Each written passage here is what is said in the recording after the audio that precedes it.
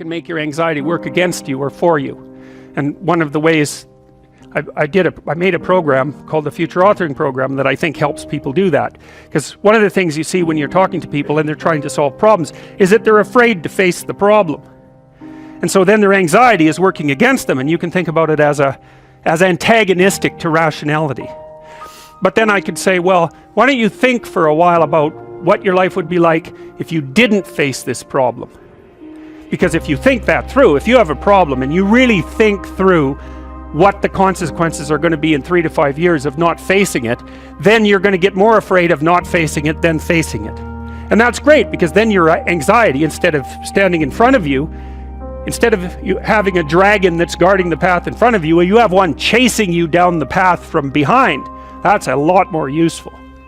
And so, that's just a minimal example of the utility of getting your emotions and your thoughts aligned the same way. The same thing happens with aggression. One of the most common reasons that people come and seek psychotherapy really is because they're too agreeable. But what that means is they're not assertive enough. They haven't integrated their capacity for aggression, and so other people can push them around.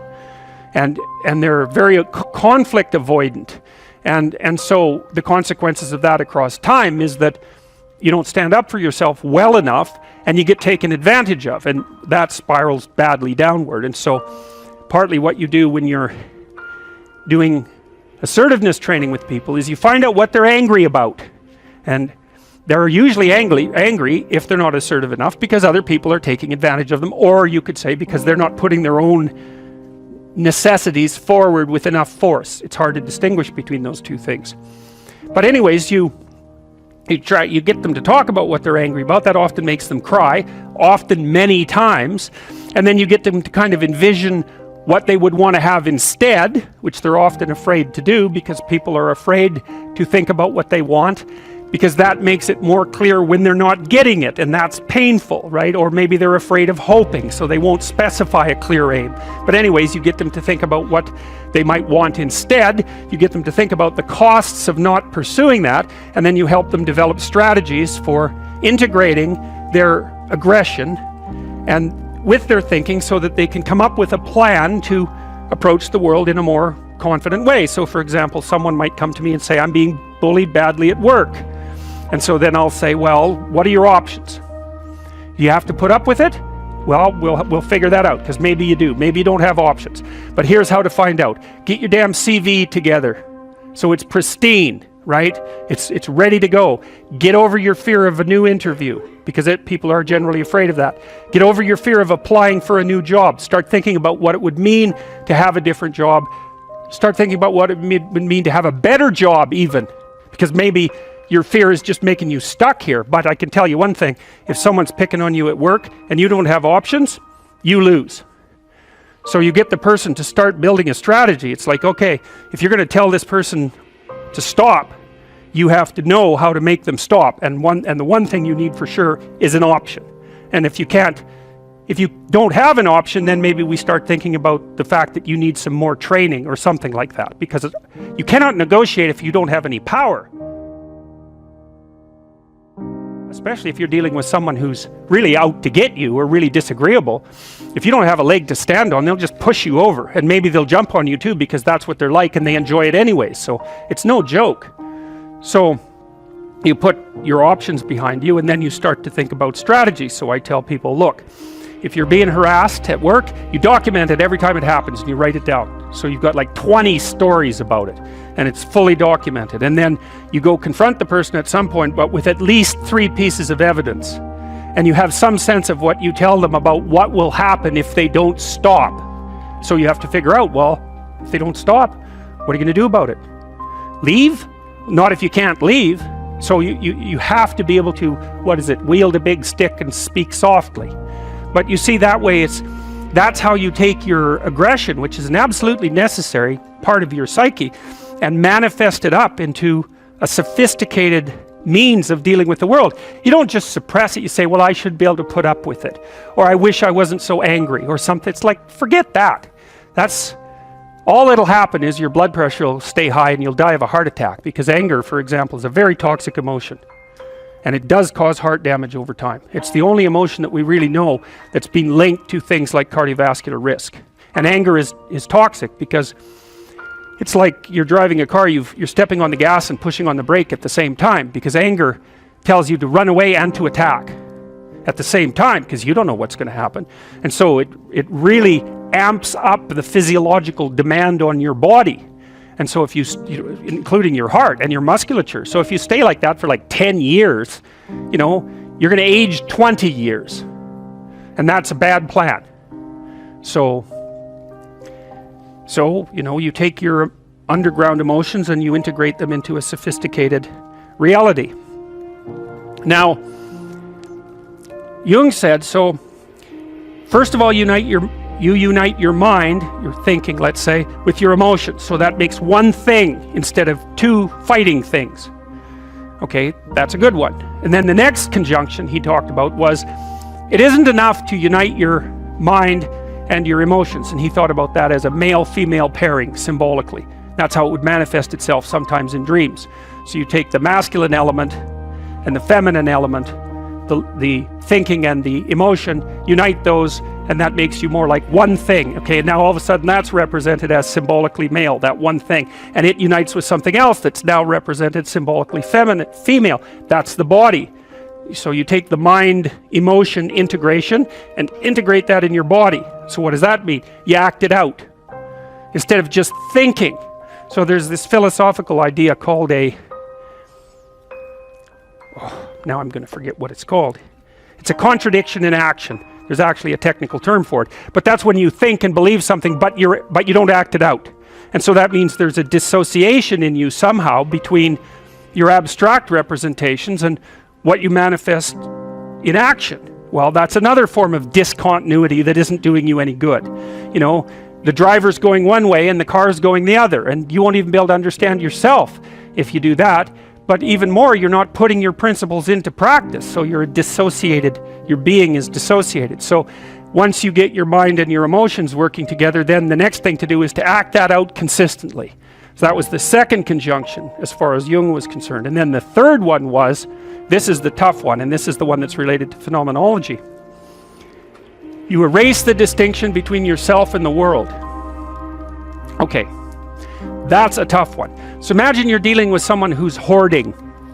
Now, people who are hoarding are often older or neurologically damaged, or they have obsessive compulsive disorder.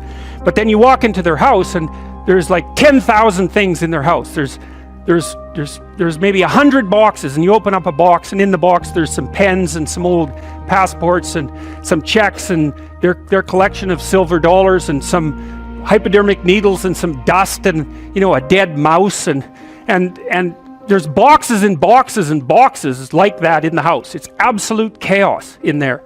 Absolute chaos, not order, chaos. And then you think, is that their house or is that their being? Is that their mind? And the answer is, there's no difference. There's no difference.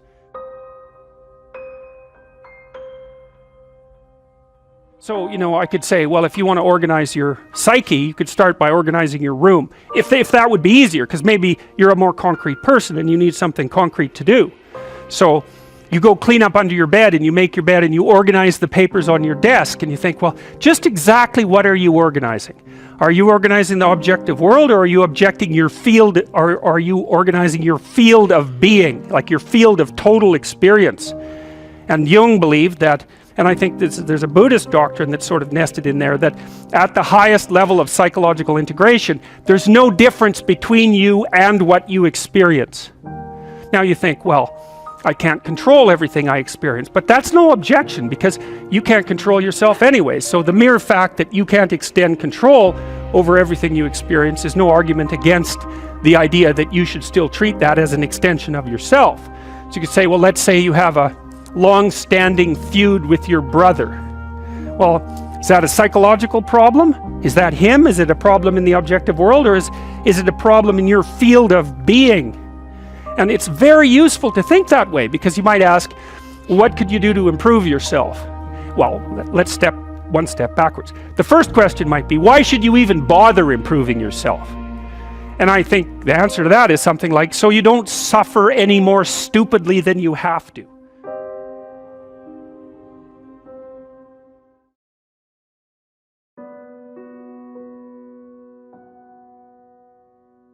imagine that you have children who have a certain low-level amount of neurological trouble when they're infants.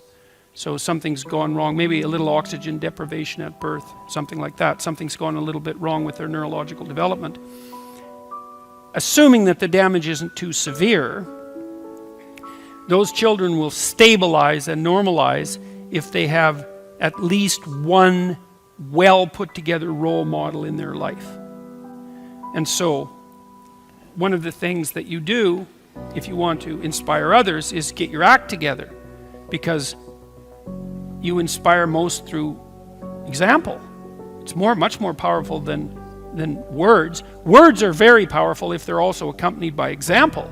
But the best thing you can do is start putting things together around you. There's plenty of things to put together. It's a good meditative exercise, if you're, and I think this is the proper form of prayer, let's say, assuming that there is such a thing. A proper form of prayer would be, if you're not happy with your life, if you're miserable, you sit on the edge of your bed and you think, is there anything I can change in what I'm doing that is going to make this less awful than it has to be? Less awful than it might be? You have to ask that, with intent. And generally speaking, you'll get an answer almost immediately. There's something that you could put right that day that would make things slightly better than they are, and that's rule 4, which is compare yourself to who you were yesterday and not to who someone else is today.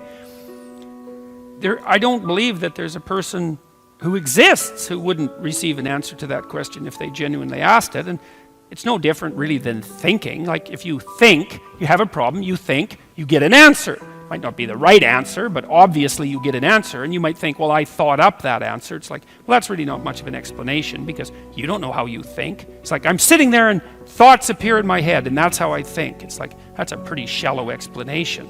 It's not much different than revelation. It's like you ask yourself the proper questions, you'll get the proper answers. If you ask the right question and you want the answers. Right, and those are not easy preconditions to set up because who knows, if you're sitting on the edge of your bed thinking, okay, what am I doing wrong? That's a hell of a question to ask. Because if you really want to know, you'll find out. And then you'll find out that you really didn't want to know. Because generally speaking, finding out what you're doing wrong is not a pleasant experience, and it means that you have to sacrifice part of yourself. Usually a burned out, stupid, bitter, corrupt, arrogant, nasty, vengeful part of yourself, but nonetheless part that you like. And so you can, I think that room for those incremental improvements exists within everyone's grasp. And I think that it's a humble thing to do, to ask how you could improve incrementally without interfering with anyone else, like it's your problem, not theirs. But I think that the consequences of maintained incremental improvement are anything but incremental. You get compound interest on incremental improvement. There's another rule in the New Testament called the Matthew Principle. Economists use it, and the rule is, to those who have everything, more will be given, and from those who have nothing, everything will be taken. It's actually a description of the way the world works, interestingly enough. You know that if you've ever played Monopoly, because that's what happens if you play Monopoly. And there's a reason for that, that's a deep reason. And it's a very harsh rule, because it means as you start to wander off the path, let's say, the probability that you will wander further off the path increases non-linearly. And that's a terrible thing to know. As you wander towards the edge, the probability that you'll fall off the cliff increases. And that's a statistical justification for the concept of hell. But as you improve, the probability that each improvement will produce a further improvement increases. And so perhaps the downside is the cataclysmic catastrophe that you can engage upon if you reproduce your moral failings, but the upside is that each improvement produces an increment in the probability of the next improvement. And I've seen that. It's a truism among behavioral psychologists. Although they don't generally phrase it that way, if you're a behavioral psychologist, and I am a behavioral psychologist, what you do is you find out what, essentially you help a person establish their aim, and then you break down what they're trying to do into attainable units, and you negotiate with them. You say, well, look, well, they say, I'm not making use of my time very well, spending 3 hours a day playing video games. You say, well, okay, hypothetically, how much time would you like to spend playing video games? And they say, well, I could probably spend an hour a day without it interfering with the rest of my life. Which is kind of the issue, right? Because if you play video games, fine, but maybe 3 hours means that you're not doing your homework or something, and that's not a good game. So you say, okay, well, I want to play for an hour a day. It's like, okay, well, can you shift to an hour a day right now? And this is supposed to be an honest conversation. And the person says, no, I've tried that lots of times. Every time I try, I just fail. And so you don't say, well, quit failing, go play 1 hour a day, and the problem will be solved. That's a stupid strategy. You say, okay, well, look, you think about this, and don't agree to do this unless you think you will do it, because otherwise it's just a waste of both of our times. It's like, do you think that you could track how much time you spend playing video games for 1 week? Don't change anything. Just track it. And they think, yeah, I could probably do that, but I might miss a couple of days. And you think, okay, fine. So here's the deal. 5 out of the next 7 days, you just track how much time you spend playing video games. And the person says, I think I can do that. Because that's what you want them to say. You want them to succeed at the improvement. It's not much of an improvement, but it's something, right? Then they come back and they say, well, yeah, I was playing about 4 hours a day. And so you say, okay, well, fine, good work, man. You got it tracked. Now we know the parameters of your problem. It's actually a little worse than you thought, but at least you had enough sense to measure it. We know where you're at. Okay. Do you think you could cut that down to 3.5 hours every day? And the person thinks, no, I'm pretty weak-willed. I don't think I could manage that.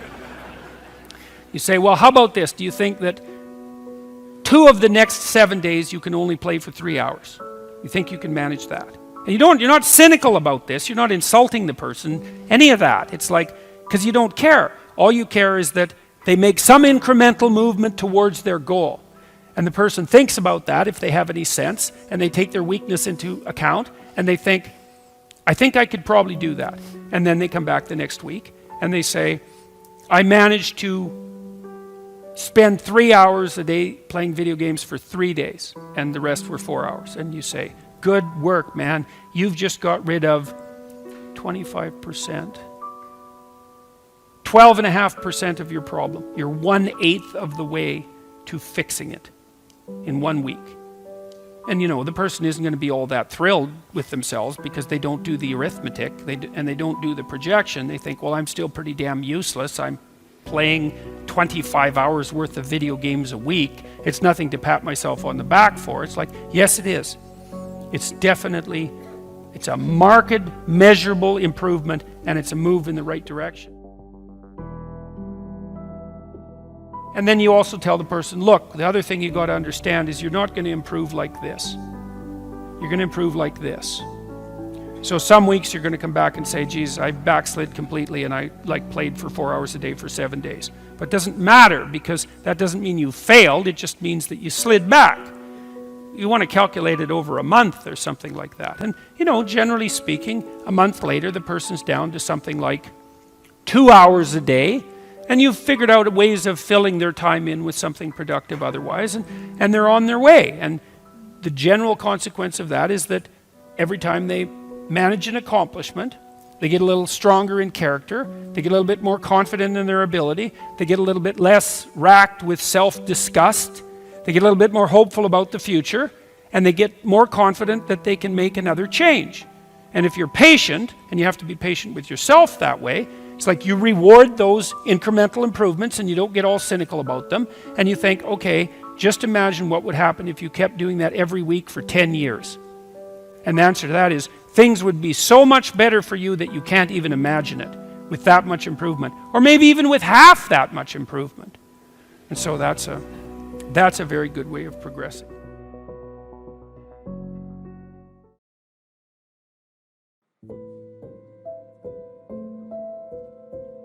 you experience a fair bit of positive emotion and meaning as you watch yourself move towards the goal. And so the implication of that is the better the goal, the more full and rich your experience is going to be when you pursue it. So that's one of the reasons that's one of the reasons for developing a vision and for fleshing yourself out philosophically, because you want to aim at the highest goal that you can manage. Okay, so you do that, and then what you'll find is that as you move towards the goal, there are certain things that you have to accomplish that frighten you. You know, maybe you have to learn to be a better speaker, a better writer, a better thinker, or you have to be better to people around you, or you have to learn some new skills and you're afraid of that. Whatever, because it's going to stretch you if you pursue a goal, and so that'll put you up against challenges. Okay, so all the clinical data indicates, well, the opposite of safe spaces, as Jonathan Haidt has been pointing out, that what you want to do when you identify something that someone is avoiding, that they need to do because they're afraid, you have them voluntarily confront it. And so you break it down. What you try to do if you're a behavior therapist is you break down the thing they're avoiding into smaller and smaller pieces until you find a piece that's small enough so they'll do it. And it doesn't really matter as long as they start it. You know, then they can put the next piece on and the next piece. And what happens is they don't get less afraid exactly, they get braver. They get it's like there's more of them. And here's why. So imagine you do something new, and that's informative, right? There's information in the action, and then you can incorporate that information and turn it into a skill and turn it into a transformation of your perceptions. So there's more to you because you've tried something new. So that's one thing.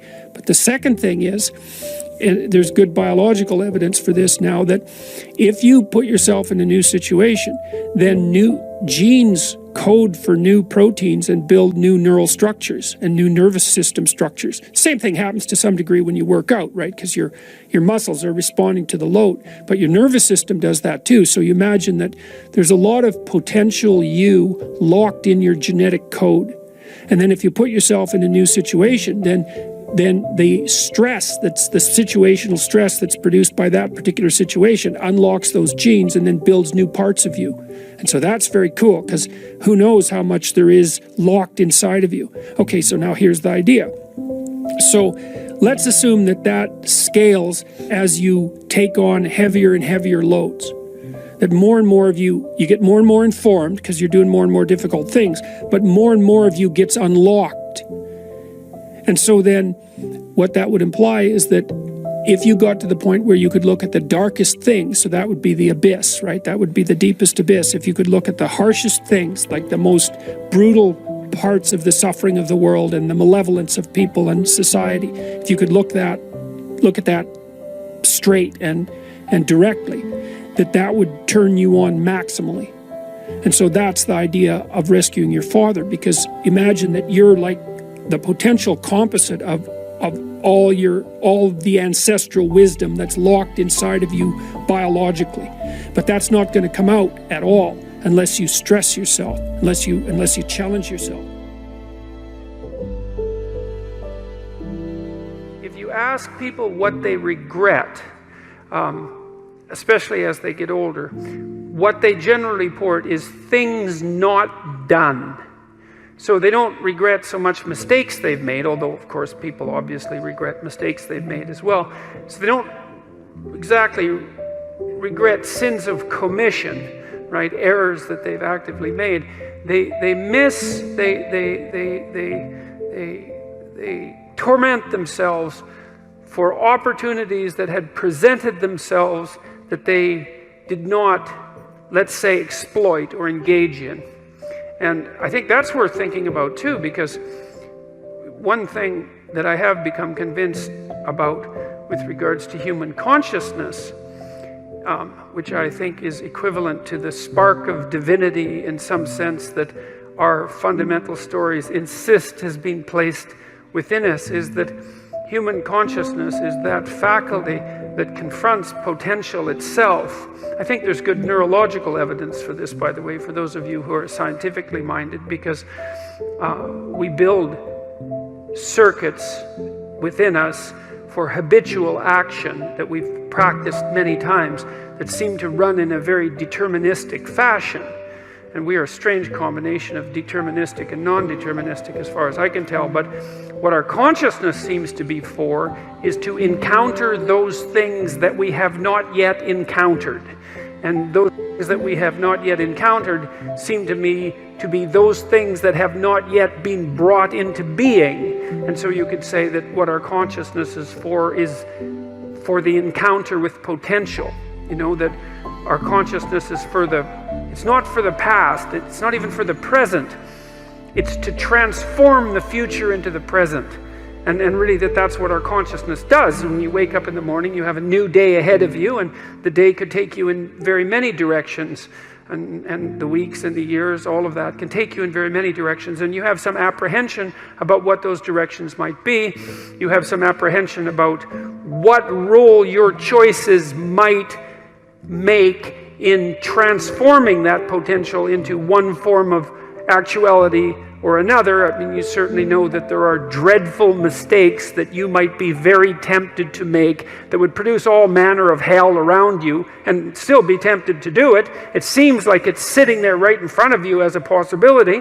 You also know that, you could haul yourself up out of bed and attend to your duties and do the sorts of things that you're supposed to and set a few things right that day and that week, and that likely things would at least not be worse, and they would probably be better. And I do believe that I don't understand how this can be the case. I don't understand how it is that consciousness can function in that way, because I think to understand that, we would have to understand what it means for the future to be only potential rather than actuality, and who the hell understands that? I mean, no one.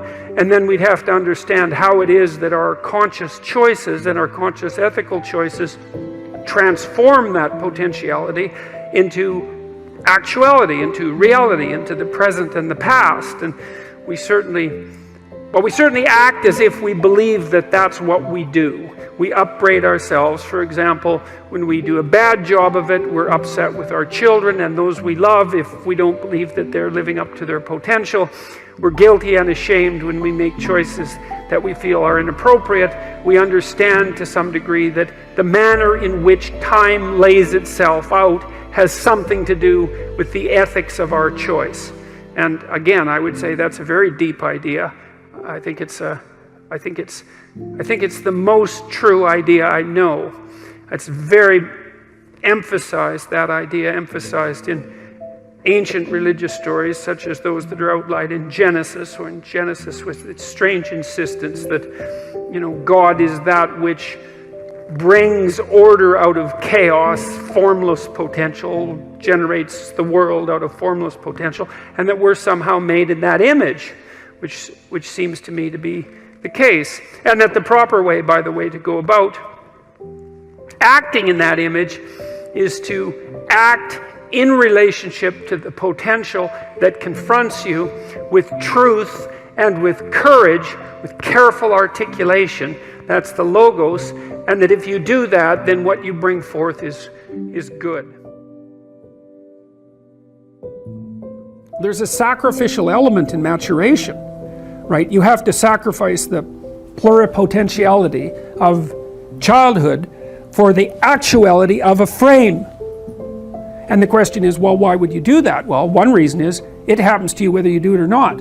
You can either choose your damn limitation, or you can let it take you unaware when you're 30, or even worse, when you're 40.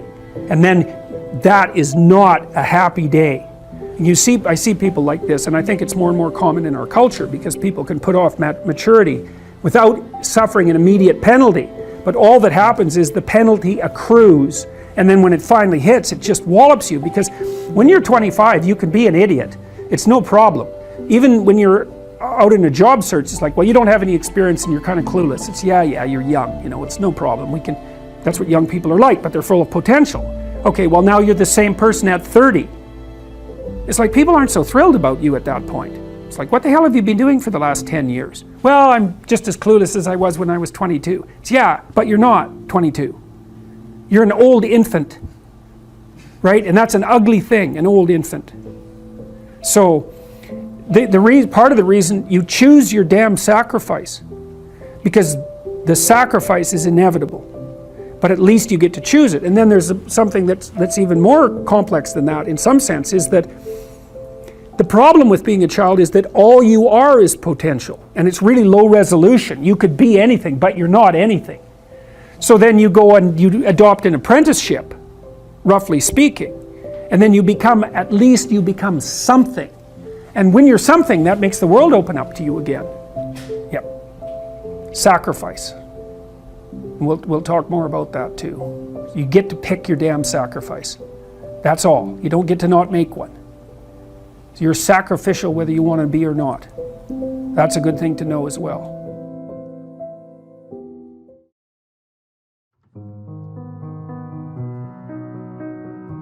One of the things I talk about in 12 Rules for Life, and in my lectures, this has become a meme, strangely enough, something that's widely distributed on the web, partly because there's a comical element to it.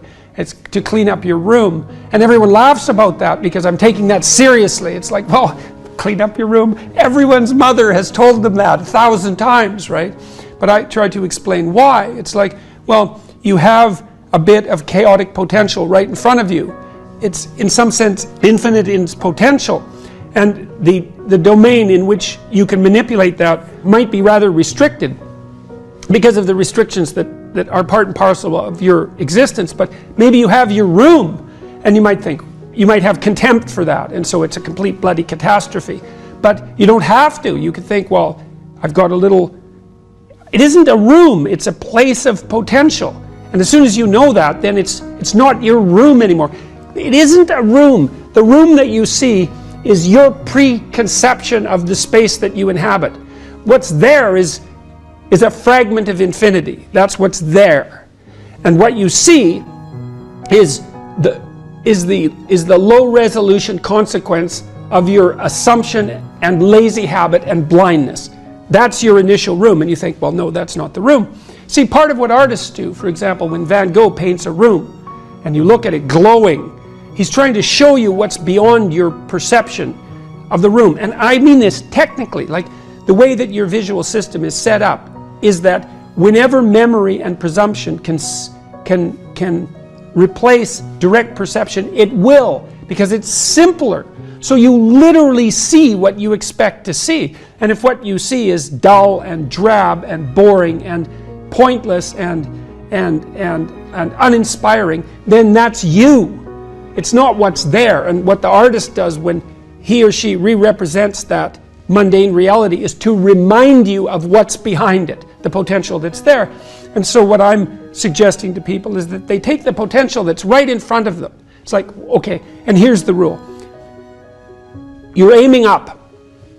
There's something that you could change, that you would change. That might be a very small thing. Could, well, that's within the grasp of your power. Would is within the grasp of your will. To combine those two things might be a very small shift. You might only be willing to make a very tiny step forward. It's like, fine, good enough. Make a tiny step forward. And that makes you a slight bit stronger than you were before.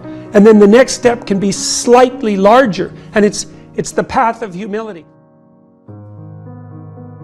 You see, the thing about cleaning up your room, this is also something I learned from Carl Jung and his studies on alchemy, because for Jung, when the alchemist was attempting to make the philosopher's stone, he was not only engaged in the transformation of the material world, but he was engaged in a process of self-transformation that occurred at the same time as the chemical transformation. So it was a psychological work in some sense. Let's say you want to sort out your room and beautify it, because the beauty is also important. And let's say that all you have is just a little room, like you're not rich, you're poor, and you don't have any power. That's another thing. But you've got your damn room, and you've got this space right in front of you, you know, that's a part of the cosmos that you can come to grips with. And you might think, well, what's there in front of you, right in front of you? And the answer to that is, it depends on how open your eyes are. That's the proper answer, because you could say, and William Blake said this, for example, and Aldous Huxley made comments that were very similar, that in a transcendent state you can see infinity in the finite. And you might say, well, you can see infinity in what you have within your grasp if you look, and you could say maybe that's the case with your room. And so you want to clean up your room. Well, okay, how do you do that exactly? Well, a room is a place to sleep. And so if you set your room up properly, then you figure out how to sleep and when you should sleep and how you should sleep. And then you figure out when you should wake up. And then you figure out, well, what clothes you should wear, because they have to be arranged properly in your dresser. And then you have to have some place to put your clothes. And if you're going to have some clothes, you have to figure out what you're going to wear those clothes to do, right? And then that means you have to figure out what you're going to do. And then your room has to serve that purpose, because otherwise it isn't set up properly. And if it doesn't serve your purposes, you will be unhappy and not happy in the room, because the way that we perceive the world is as a place to move from point A to point B in. And then if the place that we're in facilitates that movement, then we're happy to be there. And if the place that we're in serves as an obstacle to that movement, then we're unhappy to be there. And so what it means to set up your room is that you have to have somewhere to go that's worthwhile, or you can't set up your room. And then your room has to be set up to facilitate that. And then the next thing is, well, maybe you have to make it beautiful. But that's not easy, right? That means you have to have some taste. And that doesn't mean you have to have money. It doesn't. Because you can be garish with money. And you can be tasteful with nothing.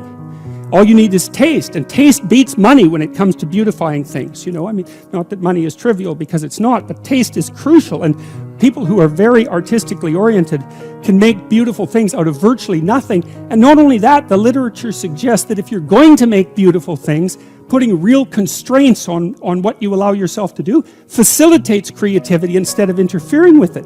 Because let's say you have to make something out of nothing, right? Which I suppose would be a godly act, right? You have to make something out of nothing. You have to be creative in order to do that. And so then to beautify your room means that you also have to develop your capacity to be creative. And so then you can make your room shine.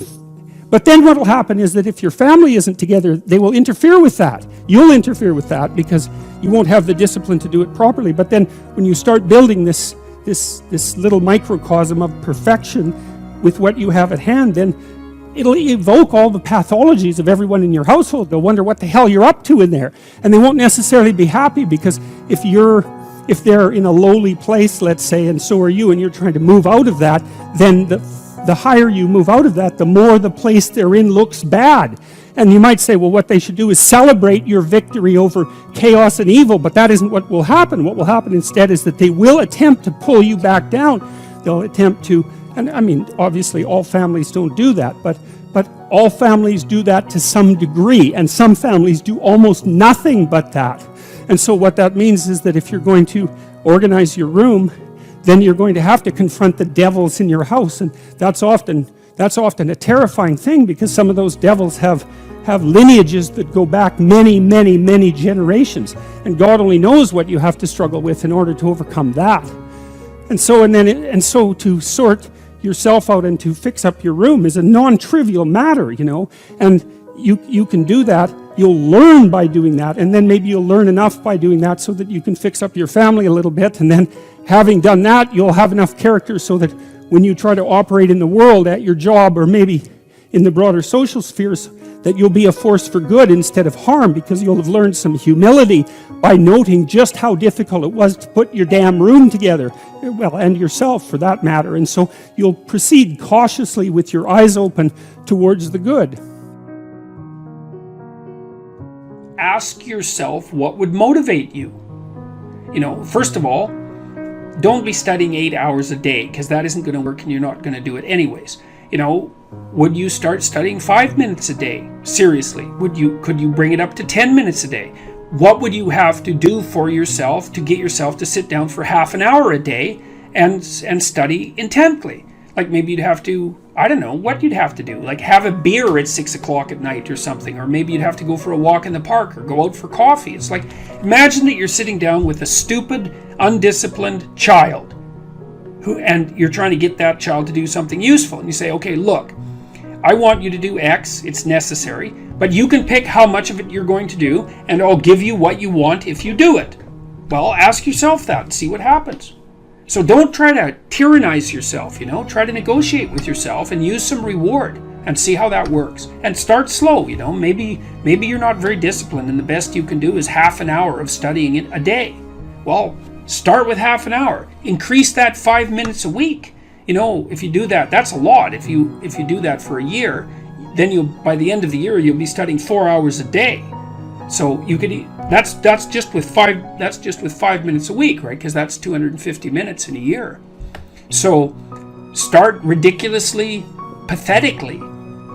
Study for 5 minutes a day for a week, and then move it to 10. You'll be able to do that. And don't cheat, you know, because one of the things people do is they make a deal with themselves like that. I'm going to study for 10 minutes a day, each day. And then they get into it and they think, wow, this is going really good. So they study for 2 hours, and then they've broken the contract with themselves and they don't trust themselves anymore. And then they don't study for a whole year, or, well, maybe not, for a month.